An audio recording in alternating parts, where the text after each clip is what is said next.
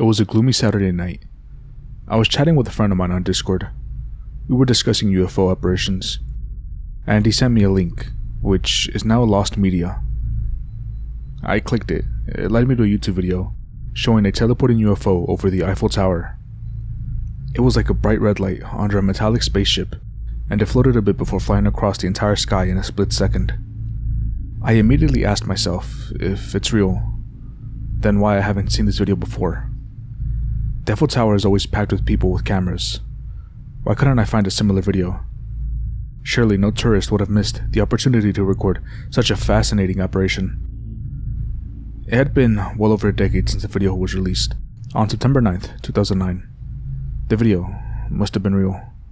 It looked absolutely real. Not to mention, we simply didn't have sophisticated AI at the time of publishing, 2009. YouTube forbids changing the video's publication date, unless it's made private and then made public again. On that particular day, which becomes the new date in the timestamp, then I go and look at the comments. All 13 comments timestamps said 6 days ago. People were expressing how flabbergasted they were after finding out the video only had 66 views. I asked myself, what is going on? How did this video go under the radar for so long? Since I was so convinced that I actually found the most credible UFO video ever, I started sharing it with all my online friends. Even though my friends liked staying up late, none of them were online that day after 6 p.m, other than the one who sent me the video. Well, maybe they're all busy with other stuff, I thought. Then me and my friend, the one who sent me the link, had a conversation. After a while, I started feeling very heavy and tired. It was weird, since I had gotten my usual 8 hours of quality sleep last night. I literally couldn't keep my eyes open, so I went to sleep at 8 p.m, 2 hours earlier than I normally do. After I woke up the next day, I opened Discord and clicked on my DMs. It told me I had 6 new notifications. I clicked on it. It shows my DMs with the friend who shared the UFO video with me, and all the messages were the exact same from the day before.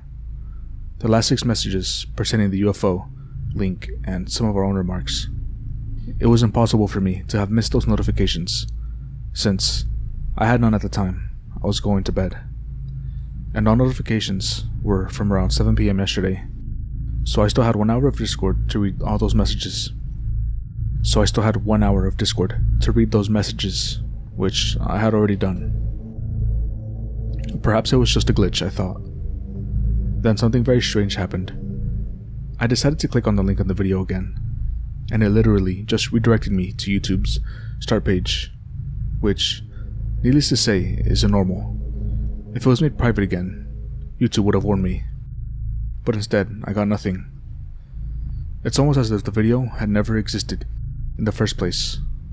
So I told my friend to click the link again. When he did, he reported the same behavior from the site. Apparently, YouTube behaved as if that video never had existed. Maybe it was just some temporary data loss on YouTube servers, or so I thought. But there were no news outlets reporting it at all, so that couldn't have been the case. Well, we didn't try speaking to other people online about what had just happened, since no one would believe us. Since I didn't download the video, and apparently no one did, it was lost forever. But maybe it will, given enough time, resurface under the same link. So I devised a plan. For the next 12 months, I would try to open the same link every day until something happened. I saved the video link inside a TXT file, both my computer and on an old flash drive I had lying around. I was absolutely determined to see if, and when, the video would come back into existence. And then, 6 months and 6 days after the incident, something unspeakable happened. I opened the link, and this time, it actually loaded a video. But it was not the same UFO video I saw before. It was far more disturbing and mysterious. The new video, under the same old link, started with a man facing a concrete pillar. He was holding a hammer. It seemed out of place within the wall-like environment he was in. But I digress. Anyways, 5 seconds into the video, he started doing a strange circular movement with his arm. as if he was drawing infinite sixes on the wall with a hammer. I pondered about the weirdness of it until I saw something which scared me forever. Do not continue past this part as you're feeling vulnerable. The truth has greatly disturbed me, and it will disturb you too. After 6 minutes of watching the video, I was too eager to stop since I was just wasting my time. That's when the man suddenly started hitting the pillar with force, making a very loud noise every time he hit it with his hammer. After about 6 more minutes of him doing this, a young child randomly walked into the scene while the pillar fell, causing the roof to fall on the man's head, which killed both him and the child. The video ended immediately. Then I look at the comments, of which at least half were about the creepiness of it all, and that the video should be taken down. But one comment stood out to me. I thought this link would send me to the UFO video. What the heck? I immediately realized what happened. This video was changed from streaming one MP4 to another, seemingly without explanation. Weirdly enough, the video now lacked a title. After this bizarre realization, I made a new comment on the video asking for answers to see if anyone knew what happened to the UFO video. After 6 days, someone with the username TheInsider33 replied to my comment. His comment read as follows: one word, Internet ID. Thus, I asked him what that was. In only 10 minutes, I got this answer.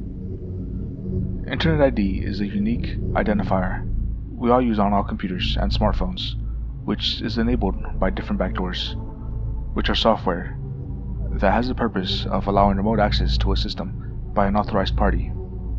On PCs, Intel has weaponized the management engine in order to surveil the user's actions and collect data on all systems with Intel CPUs. So basically, most laptops and desktops, the management engine is a hidden processor inside the CPU, which runs at ring -3, which means it has more system privileges than even the operating system kernel core, which uses ring 0. The management engine is where Internet ID is primarily stored. Since the ME management engine cannot be turned off unless the computer runs out of power, obviously, it can change the Internet ID variable at any moment, even if the device is turned off. Every real web browser has a secret code that triggers the ME backdoor to consult Internet ID from the operating system, which is also backdoored. All operating systems are backdoored. Or did you think for a single moment that Linux could be safe? Anyway, the operating system uses special code to read Internet ID, but never write, which means that it cannot be removed or modified with the user's consent. Ring -3 is utterly out of any computer's user's reach, even the savviest ones, and don't be fooled, every device and operating system released after 2005 is backdoored.